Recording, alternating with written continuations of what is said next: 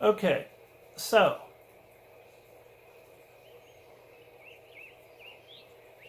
I did a video once where I found that the entire time I'd been doing the video, I had a collar that was like this or something. I thought, well, that looked real intelligent. Oh well, we're treasure hunters. We don't care about stuff like that, right? Okay. So, found this the other day just looking at wet moisture water in relation to the treasure hunt. And this is what I came up with. Because I had what I talked about earlier, I had thought about, well, has he ever discussed waders? And of course, that quote that I just gave you a few minutes ago, you know, he never discusses waders. He just says, well, I'm not going to tell you what kind of footprint you're going to see there because that would give it away. This is from June 16th of 2017. It's on Terryscan. If you're interested in looking it up, look up waders. Someone says, I am reading that several people have been lost while looking for your treasure. On Monday, we will go on our first search and we are a little apprehensive. Since you are the only one who knows where it is hidden, can you give me some advice that will keep us safe? Mrs. SRM and Son. That's kind of cool. Mom with her kid going out. That's got to be great. Can you imagine being a kid? You know, say you're 12 or something, your mom comes in and says, guess what we're going to do on summer vacation? We're going to go look for a freaking treasure chest. That would be freaking cool. I mean, even if you don't find it, right? It's still like, wow, that's a way to spend a... I think it's just really fun to have a goal when you're on a trip. When I was a kid, me and the ex, when I was married, always went to the beach. Always would go down to Galveston, or we'd go to, up near Outer Banks on the East Coast. And that's what we would do. And we would spend basically the entire vacation drinking on the beach and swimming. Now, that sounds wonderful. And it was wonderful. But by the end after a few days, I would get restless. Now, part of that restlessness is that old thing that people start worrying about what's going on back at work. Is your assistant proving too good? You're going to go back and have no job. And there's all of that kind of stuff.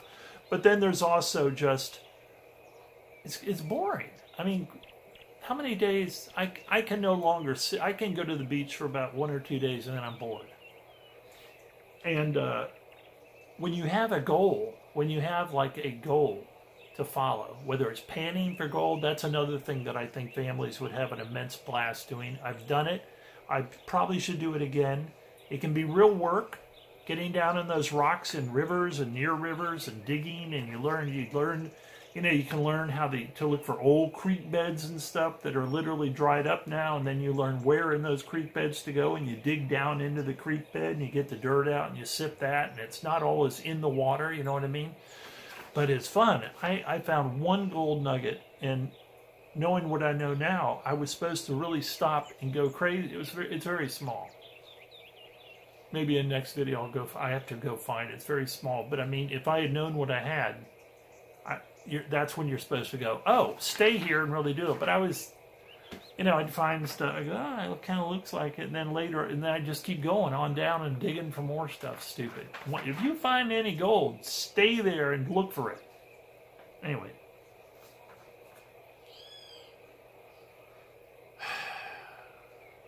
All right. So here's Fenn responding basically to a lady saying, Can you figure out a way to keep me and my son safe? And I've got a feeling that probably knowing Fenn with his constantly talking about, get the kids out and get them off the computers and all that, he probably was a little more serious with this question, because she is basically saying, will you keep me and my son safe? Can you give us hints how to stay safe on the hunt? Look what he comes up with. He gives a long answer. Okay? This is his answer right here to her question. Halfway through it. Well, I'll just show you how he segued into this. He's already given a bunch of stuff. Don't go in the mountains alone. You always want to have at least one searcher with you. I break that rule almost all the time, except I always make sure someone knows exactly where I'm going. Someone once said, well, then you're telling them where the treasure is. I said, yeah, more or less. Yeah, I guess I am, except that you'd have to still find the treasure. But if I say go look, when I was in Vermilion Creek, I said, tell the searchers I'm in Moffat County, Vermilion Creek, near the medicine wheel, and up the canyon.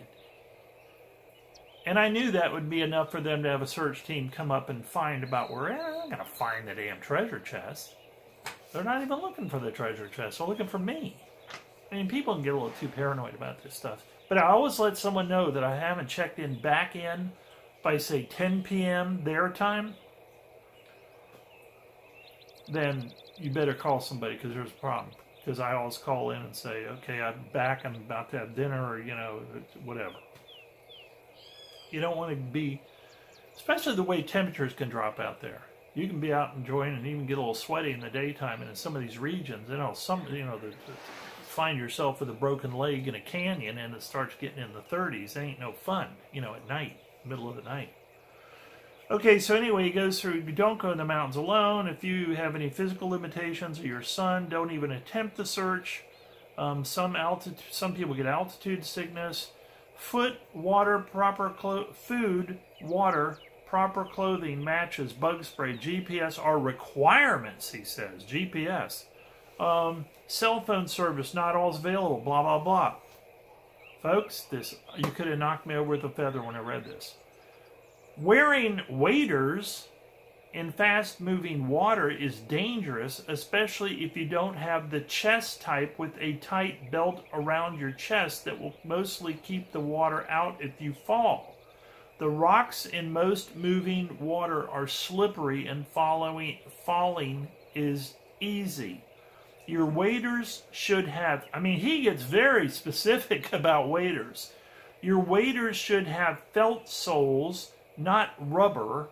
Don't take chances, and remember that in many cases, no can be a better answer than yes. Then he follows up this thing about waders, where he does not discourage you from getting them, but just explains what kind to wear, by saying, you don't have to move big rocks or scale a precipice to get to the treasure. Stay away from dangerous terrain. He literally follows, saying that wearing waders in fast-moving water is dangerous, especially if you don't have the chest type with a tight belt around your chest. What he's talking about is, if you wear waders, because I've worn them, but I never fell with them on. But you have a big rubber suit halfway down your body that's enclosed. So if you were to fall, it would fill up with water, and you would have to get yourself in a position where you could dump the water out, i.e. get on shore and just lay down or bend over or take them off, is what normally people do. You unstrap them and they drop and all the water comes out. But it's not cool to be out in waders and get dunked and have a waders full of cold water. But folks, he talks about waders. I think that's very interesting. I'll say it again. Forrest Fenn, responding to a question about being safe on the hunt, said, wearing waders in fast-moving water is dangerous, especially if you don't have the chest type with a tight belt around your chest that will keep most of the water out if you should fall. The rocks in most moving water are slippery, and falling is easy. Your waders should have felt soles and not rubber. What kind of footprints did you leave?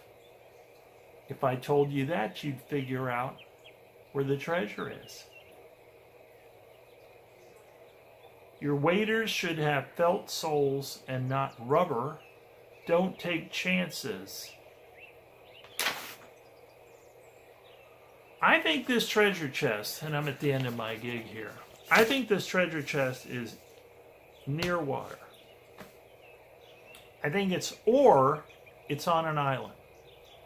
The place that I'm going to has some islands near it. in it. Part of the reason I said I was a little deflated with my virtual reality Google Earth search was that I saw nothing on these islands that stood out. But again, you're not down there seeing things properly scaled to you. So I'll be out there looking in this particular area, but I wish I had seen things. But there are some islands. I just have a funny feeling that Forrest Fenn, this is my final take on this. I think it's on an island. I think it's on an island, and in a spot that he's taking you to, he's directing you to, and the final thing to do will be go wade through the water. By the way, I never wear waders on these kind of things. On my trip to Bear Creek, I was in the water a couple of times. I have heavy-duty tennis shoes. I like the grip on them. I like the lightness of them. And I just walk in water with them. And yeah, you've got wet, soggy tennis shoes, but some of the tennis shoes you can buy now are basically like a lightweight hiking boot, or get a low-top hiking boot. And I might just even do that too, but I don't really see the reason to, because I have high pain threshold and cold pain threshold and all that stuff. I have no problem walking through cold water rocks to get through an island if I think there's $2 million on it. I just don't. I don't need waders to do it. I think it's in water, very near water, a place where water comes up over it, maybe during the spring runoff, maybe on an island. The place is definitely where I'm going. It pertains to a lot of things about Fenn and his clues in his book. And of course, I believe the poem. As I've said before, I do believe part of what got me there was a whole different tangent that I took. That tangent, you had to almost mathematically figure out a way back. And that happened to be a place, I'll just say a place where you learn about through reading Thrill the Chase. So that's all I've got to say. And like I said, well, I won't say anymore. That's all I got to say, folks. I think it's got to do with water. I really do. I really think it has something to do with water. Pond, lake, river, creek. Obviously, you'll need no paddle up your creek. Maybe he's literally referring to a creek. And I'm in those very, very final stages of kind of pinning this thing down, but I've got that area. Of course, when I went out in the fall, I was in the area and just ended up getting sick and not finding anything. But at least I got to look at the area, like someone said. It was a good scouting trip. It's a good way to look at these things. All my trips from now on are scouting trips until I find it. I'm never looking for the treasure. I'm on a scouting trip. That's what I'm going to tell myself and everybody else. I think Troy Barlow said that. He said, well, consider it a good scouting trip. I like that. That's what I'm going to do. And consider it a scouting trip. Anyway, everybody have a good time. Spring is finally hitting here in the Carolinas. The rains seem to have gone away, so I'm going to go out and do my boots on the ground thing, hopefully. I mean, I say the rains have gone. They could start again tomorrow. It's been a wet winter, the last part of the winter. Everybody have a good time. Hope you're having fun and everything is going great for everybody. Bye.